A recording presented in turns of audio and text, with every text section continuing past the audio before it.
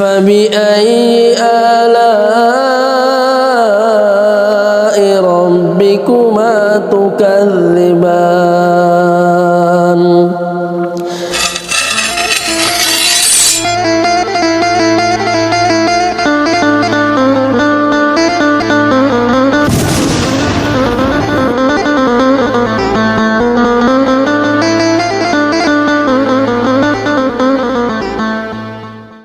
Di antara wujud daripada keberkahan di dalam bermajlis seperti ini adalah Allah itu memudahkan kita dalam mengamalkan ilmu yang kita dapatkan di dalam majelis ilmu.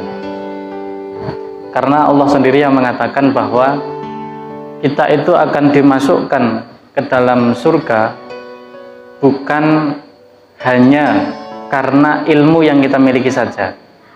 Artinya kalau ada orang yang hari ini memiliki ilmu pengetahuan yang sangat tinggi, atau hari ini mungkin ada orang yang menghafal Al-Quran secara mungkin, jadi di luar hafal tapi di luar kepala, ini benar.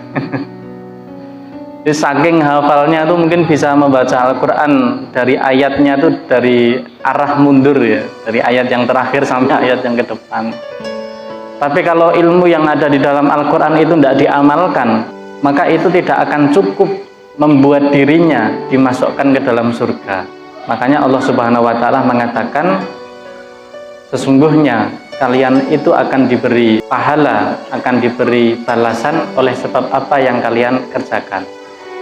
Nah, untuk mengerjakan daripada ilmu yang kita dapatkan, itu kita harus, atau kita sangat butuh pertolongan Allah Subhanahu wa Ta'ala. Sangat berat mengamalkan ilmu itu. Nah, mungkin kita termasuk di antara hamba Allah Subhanahu wa Ta'ala yang merasakan itu. Tidak semua ilmu hari ini langsung bisa kita amalkan. Ada beberapa ilmu yang rasanya kok berat, rasanya kok belum siap. Maka moga-moga dengan rajinnya kita datang ke majelis seperti ini, Allah Subhanahu wa Ta'ala memberikan nilai keberkahan.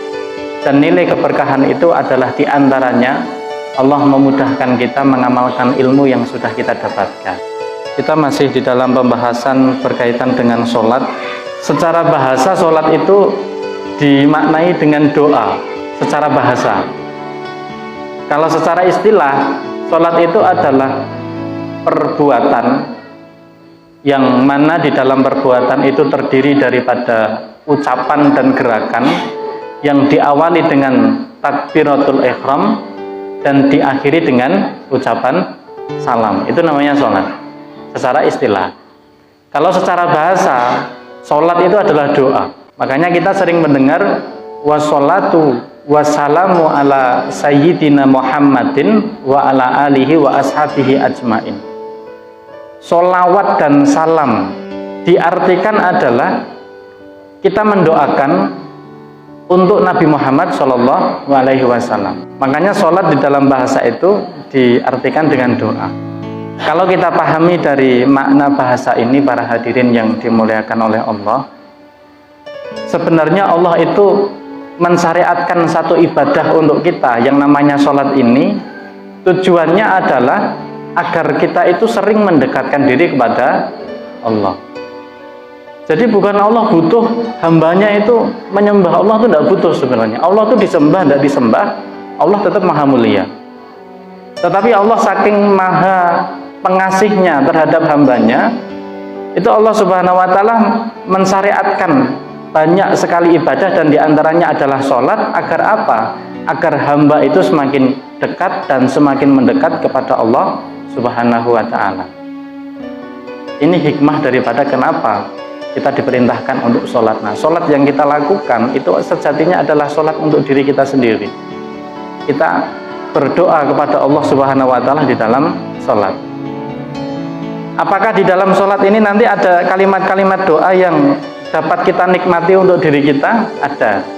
Di antaranya di dalam duduk di antara dua sujud, Rabbik firli warhamni wajburni warfa'ni wahdini warzukni wahdini wa'afini wa'fu'anni. Doa-doa yang ada di dalam sholat itu separohnya adalah doa yang diperuntukkan untuk diri kita sendiri. Bahkan di dalam sholat yang kita lakukan itu ada saat dimana posisi kita itu sangat dekat dengan Allah Subhanahu wa Ta'ala. Kapan? Ketika kita bersujud di dalam sholat. Maka itu adalah posisi seorang hamba sangat dekat kepada Allah Subhanahu wa Ta'ala. Di dalam sholat pun kita diperbolehkan untuk berdoa apa saja yang kita inginkan. Nah, makanya tidak heran kalau sholat itu namanya doa. Kalau kita itu merasa sebagai seorang hamba, pasti kita akan butuh sholat.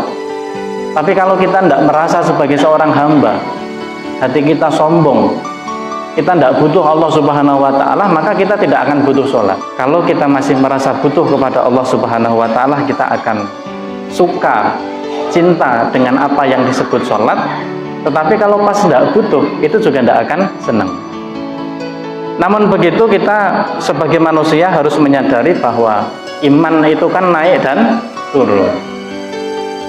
Secara keyakinan kita butuh sholat, tetapi secara iman naik dan turun ketika melakukan sholat itu tidak khusyuk. Secara keyakinan saya butuh sekali sholat, tapi kenapa kok ketika saya sholat rasanya tidak khusyuk banget, malah pinginnya cepat-cepat rampung. Itu ketika imannya turun. Tapi kalau ketika imannya naik, sholat subuh 2 rakaat itu kurang. Pengennya 4 rakaat. Karena saking imannya naik, saking khusyuknya di dalam mendirikan sholat. Kalau imannya sedang turun, sholat subuh 2 rakaat itu Masya Allah beratnya minta ampun. Para hadirin yang dimuliakan oleh Allah, oleh sebab itu